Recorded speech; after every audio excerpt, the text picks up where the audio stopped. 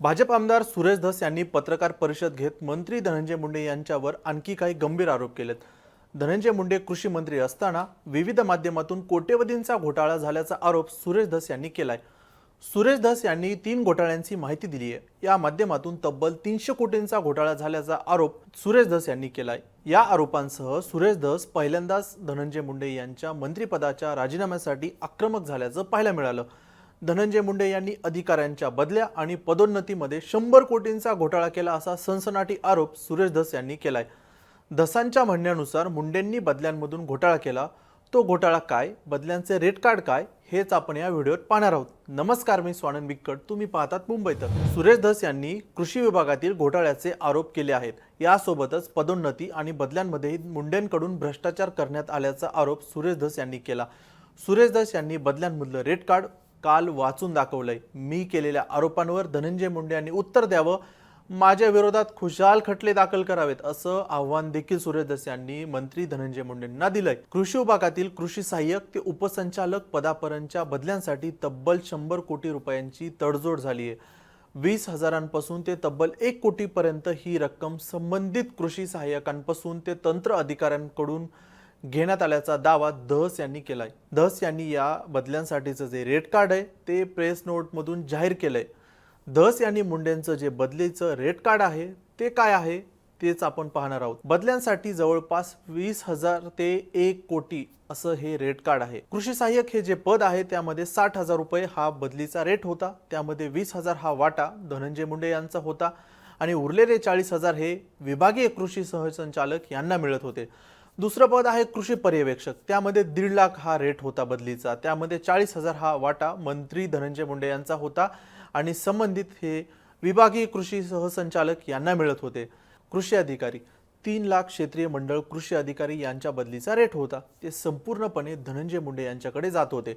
तसेच कार्यालयीन कृषी अधिकारी हे जे पद आहे त्याचा बदलीचा रेट आहे 2 लाख, संपूर्णपणे धनंजय मुंडे यांच्याकडे जात होते। तालुका कृषी अधिकारी हे जे पद आहे त्याच्या बदलीचा रेट 5 लाख, संपूर्ण जे 5 लाख होते ते धनंजय मुंडेंकडे जात होते। कार्यालयीन तंत्र अधिकारी 4 लाख रुपये बदलीचा रेट आणि सर्व 4 लाख रुपये धनंजय मुंडेंकडे जात होते। उपविभागीय कृषी अधिकारी 7 लाख रुपये रेट, 7 लाख पूर्ण धनंजय मुंडे यांच्याकडे जात होते। कृषी उपसंचालक 5 लाख बदलीचा रेट आणि ते सर्व पैसे धनंजय मुंडे यांच्याकडे जात होते। जिल्हा अधीक्षक कृषी अधिकारी 9 लाख रुपये रेट आणि कमीत कमी आणि जास्तीत जास्त 30 लाख रुपये एवढी ही बदलीची रेट कार्ड होतं। जिल्हा आणि योजनांची उपलब्धता तपासून हा दर ठरवला जात होता असं देखील धस यांनी म्हटलंय। संपूर्णपणे धनंजय मुंडे यांच्याकडे हे सर्व पैसे जात होते। तसेच विभागीय कृषी सहसंचालक ठाणे विभागाचं जे पद आहे त्याला 80 लाख रुपये, तर पुणे, नाशिक, कोल्हापूर, छत्रपती संभाजीनगर या विभागांकरता 60 लाख रुपये आणि अमरावती, नागपूर यांच्यासाठी प्रत्येकी 40 लाख रुपये असा जो वाटा होता तो मंत्री धनंजय मुंडे यांच्याकडे जात होता। तसेच इतर संचालक जे होते त्यांच्या बदलीचा रेट हा 2 कोटी असा हा वाटा होता असं देखील सुरेश धस यांनी सांगितलंय।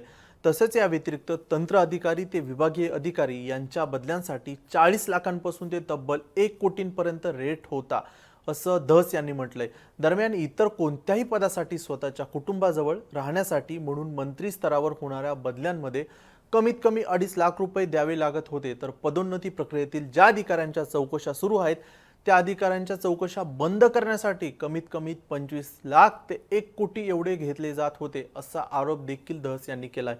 सर्व अधिकारी कर्मचारी यांच्या बदल्या आणि पदोन्नत्यांच्या पाहण्या आणि अभ्यास केला असता 70 ते 80% बदल नागरी सेवा मंडळाच्या शिफारसीशिवाय केले आहेत।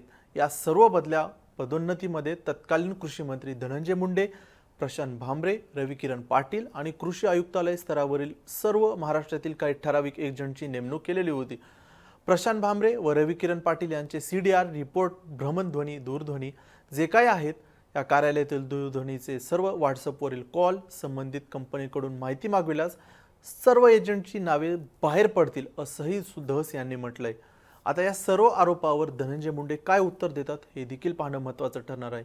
तसेच या सर्व प्रकरणावर बदलीच्या रेट कार्डवर धस यांनी जे आरोप मुंडेंवरती केले आहेत यावर तुम्हाला काय वाटतं हे आम्हाला कमेंटमध्ये सांगा। बाकी तुम्ही पाहत राहा मुंबई तक।